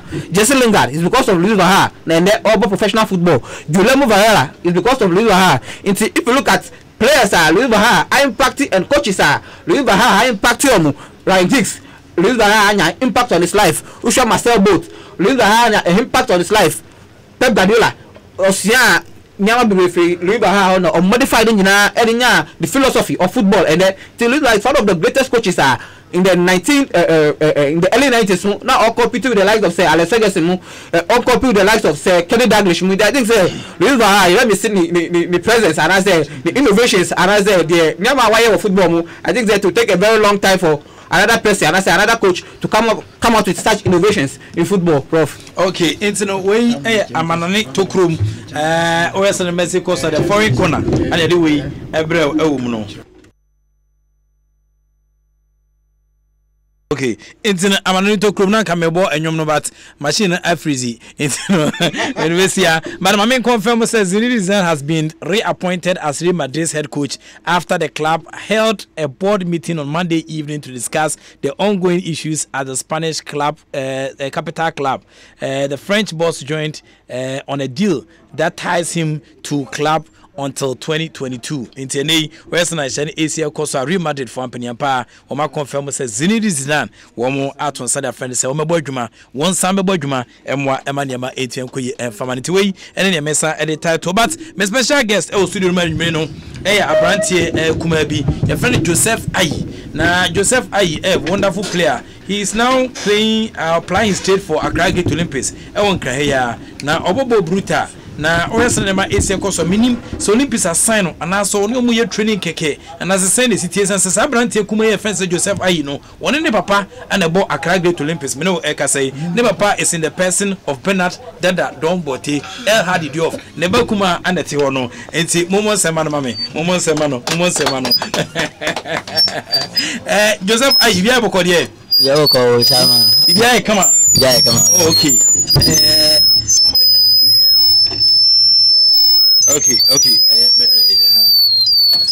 I saw we no we said ya problem so okay. So for me kasa. Bibia boko de. Joseph Ayi your full name and I didn't be kan. Joseph Ayi no. What's our DB baby? Okay, fans men am for them am from saying.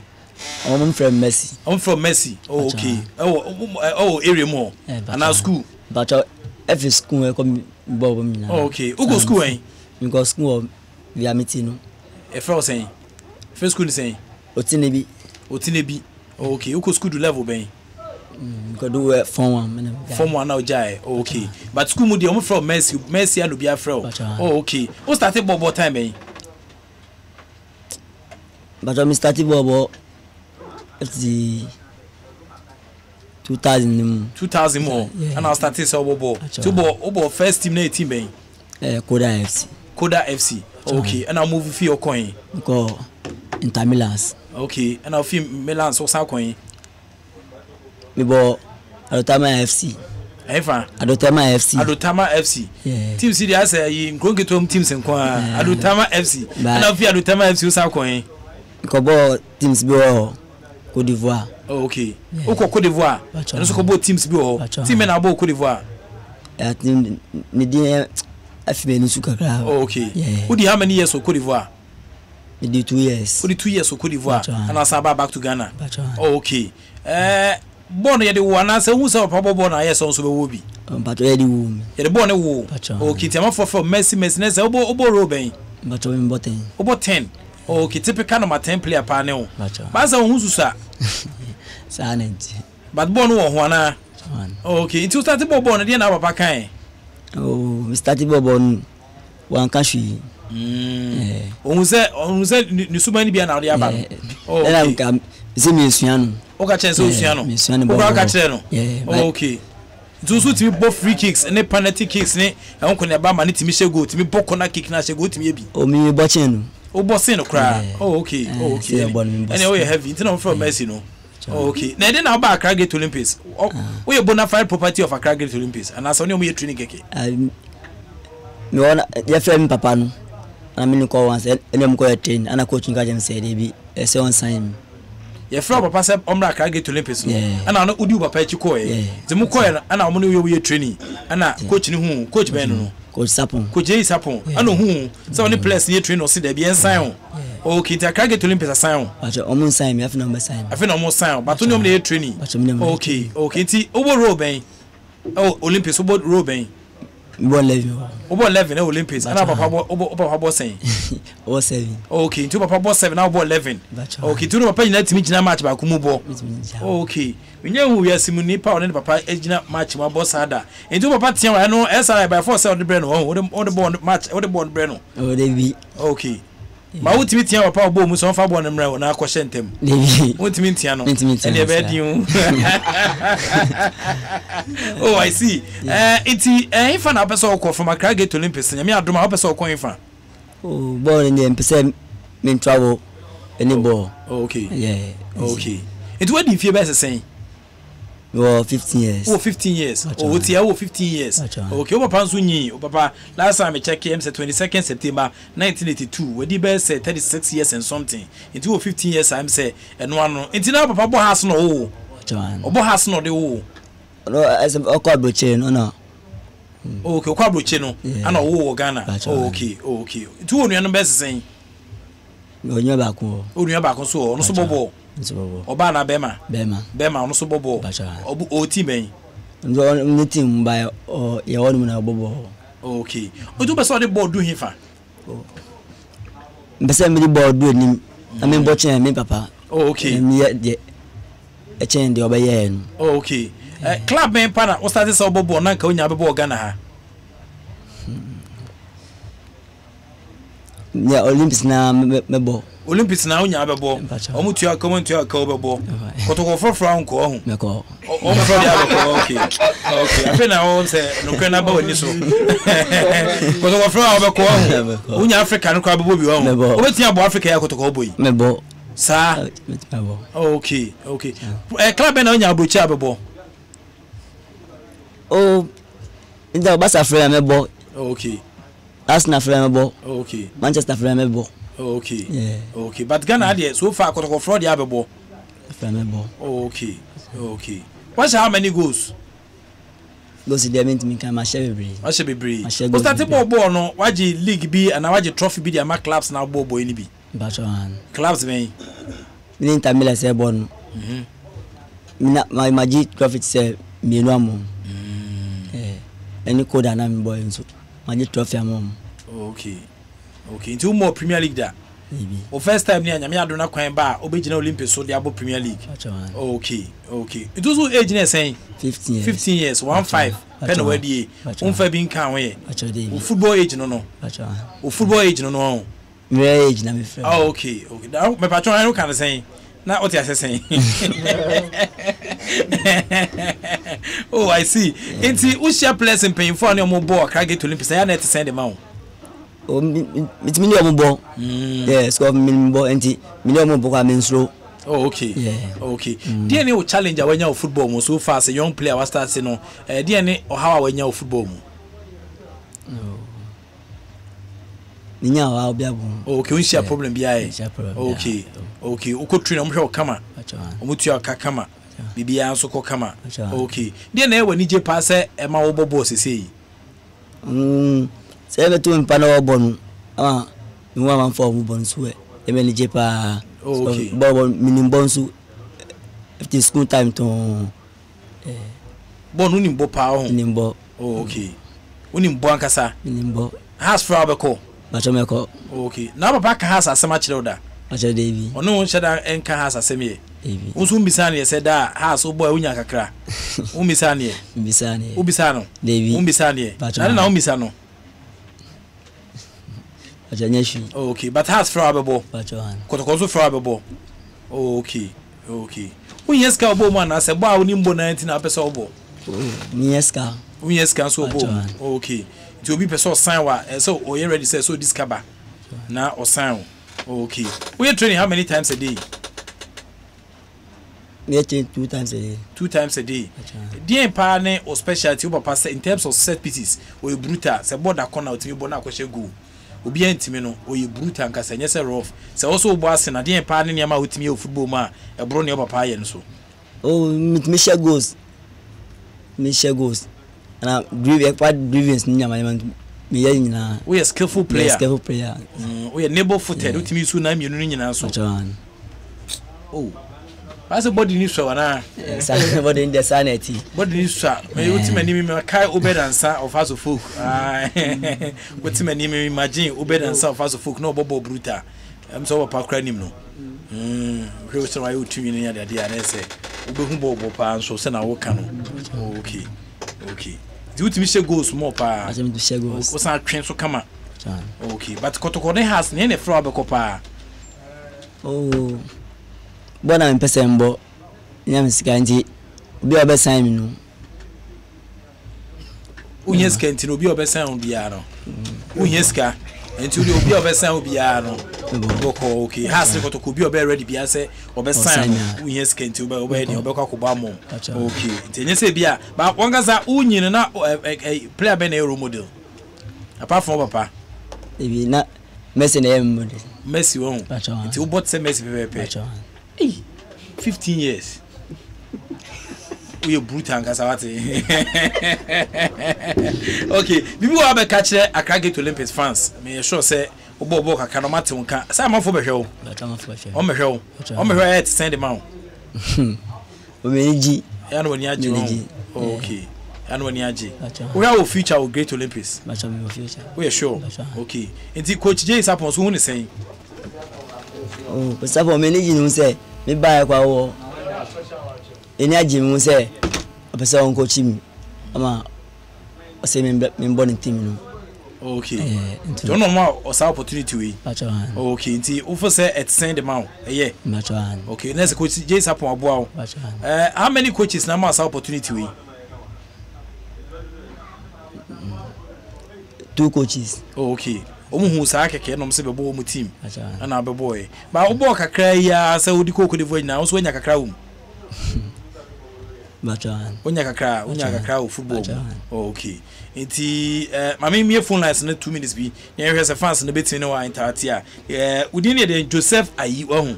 Ana Ayi. Joseph Ayi. Okay. Inti 03022165545 03022165546 penant that number teneba kuma no 15 years old chap we see a kind of Accra Great Olympics. The friend Joseph Ayi na abrante say bonus man friend say Messi. Yemfa course ketu abi emfa abrante o person be say na say bia kwenya eda wa de ma. Hello. Professor Ike Wallace. Yes, I'm but when you. The piano Razaki, the whole Ghana, they don't have from experience, man. Wallace. Okay, bisa wasem ni enko. Wallace na mbacha pombo kodi. Nyame aduma. Wallace, but you also was saying the boss in 2000 on. Aye. Na 2000 no starting the born was over 15 years. Onyi kra. Wallace. Take it to you. Nyabutre.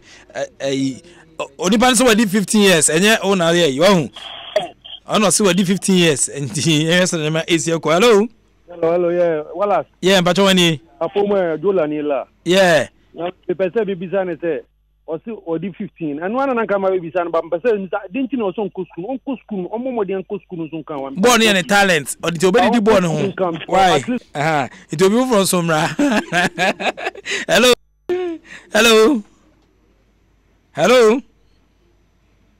hello okay 0302216545 0302216546 unyanya ready no aba hello yeah but when you na neje ni tuka saman ka cha dia mrawale okay na yankwe akwa ni aje no bubuta have bubuta ka cha ni se obese bibi yi pa on se ni yi no hu ni ye sa se me na kuma fun da sante kotokoso pa enti ni o ye no ye ni yi na kotokoko se beto no pa serious ama na yin na ajin ka se o pa ko bo ha to ko ende ye bobo yi ha to ko o mo bo ti bo kotoko na e bo le da bo ti ya okay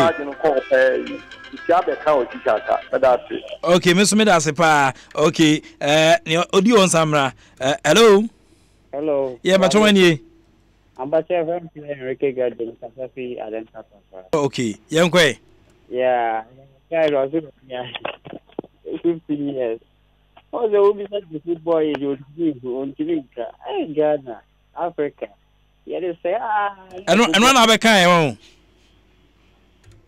ebisi bisa question u jina na ototo sa untoto say dey na no yen kan wo dem hello Wallace yes am bajo wani Wallace yo pogo qualify yenkwe Wallace etwe boko ya kacha bwa ne say the football no de be na adwuma Wallace onye no ho onye training na say onye training adin a wontimi bobo enko wani to onye high training not in the blaster na dia konka na don boti there am say ni pa Wallace oni ya miedma okay me da say ever last one oh okay hello pro yes sir ala fan for you me ba to yenkwe ya misa ai domote da hamola ne bana utumu se obo modi pa na je me ka tell say oyere no ho what I say if you say so pass over the papa chipa area abe board say the papa e bon paria oyere no ho if you say so papa no edi no be je no Ghana ha no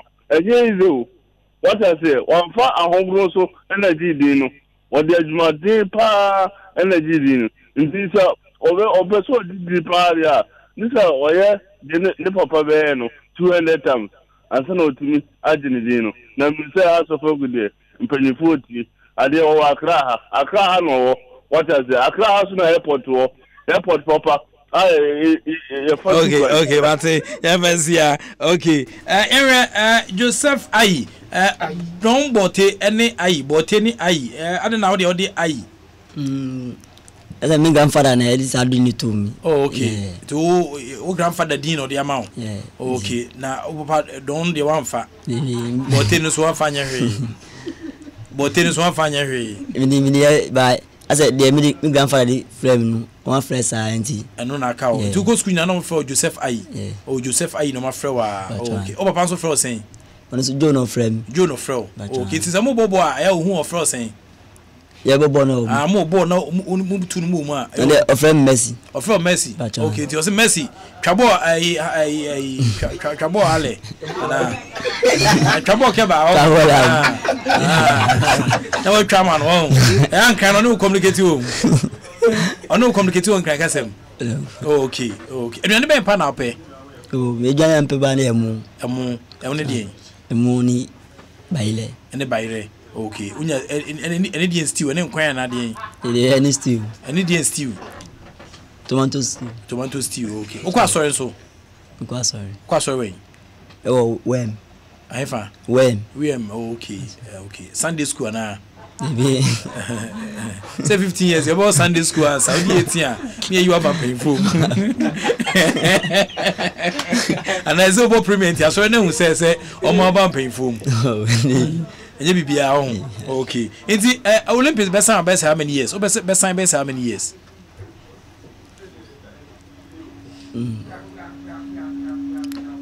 One sign I say what can so sign now.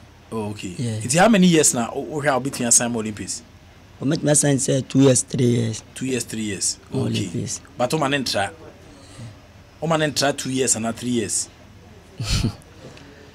So we wanna if a team being frame ya.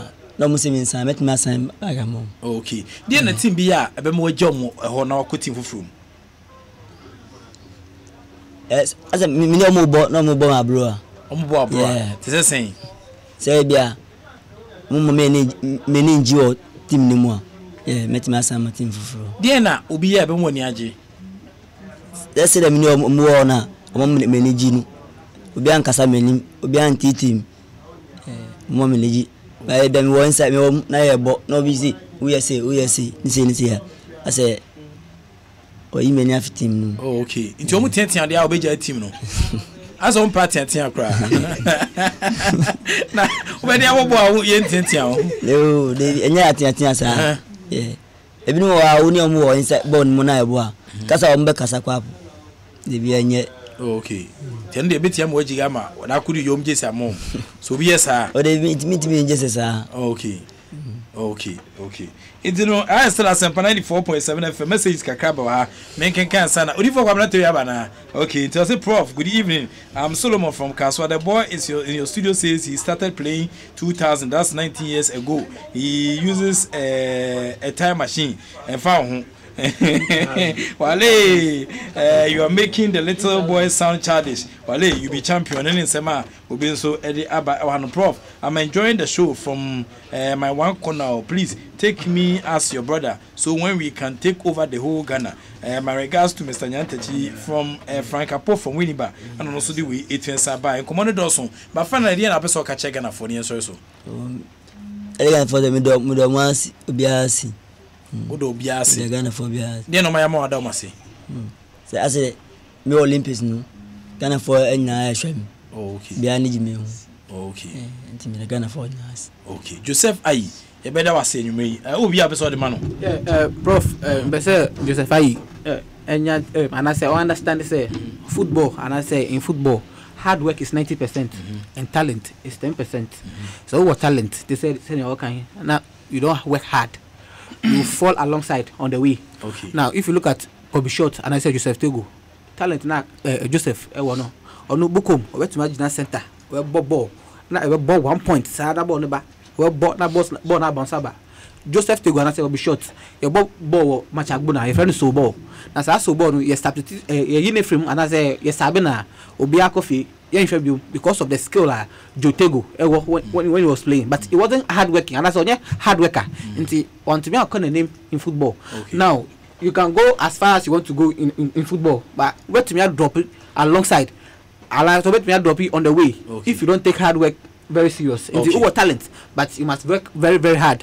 Now Mbappe 18 years, but because of hard work, Obo in Champions League, Messi was at the age of 19, and also because of hard work. And but Lucas Moura, before moving from Brazil to Europe, now he was having talent. As soon to say Neymar, but Neymar went forward. Now Lucas Moura is in space. On to me, Bobo. Yes. Okay. You can have the talent, but to talent, you're 10%. Hard work, they're 90%. If you want to get to the top, it's more hard work than talent. Okay. You what? Mati. It's hard work. Why? It's medal say you may toss for buy. Why? 2 years we more town no better sanafi. Oja kwan kama. Why? It's be a befru bi anu aba. Enko be abi what? It's Elvesia na ya damase. It's no Joseph Ayi and the by see abona man yenkwe. Ochano pa me o Achimota Forest the Mitun Safro bia. The number is 020-722-9946 020-722-9946. Okay. Achimota Forest 8 and 11. Okay. Enti no si anso na ade awie no enti nkomo no bebre na aka akiri nyame adom na se senya airtime fofora ebesa ede mo atuansa ba mosquito ewa ha immortal kwameja kwa champion writer amenyo Bernard Paddy Botwe ewa ha ana afeso kwa Philip 2 AK47 ana afeso later on ana me hu se Sergio Manucho na no femfe mode wo me ewa ha no ana afeso kwa Kobe the Scavenger omina touch refi gifty anti madie nyina ono so boy e maniama 18 the act of being a good guest is to not to say goodbye.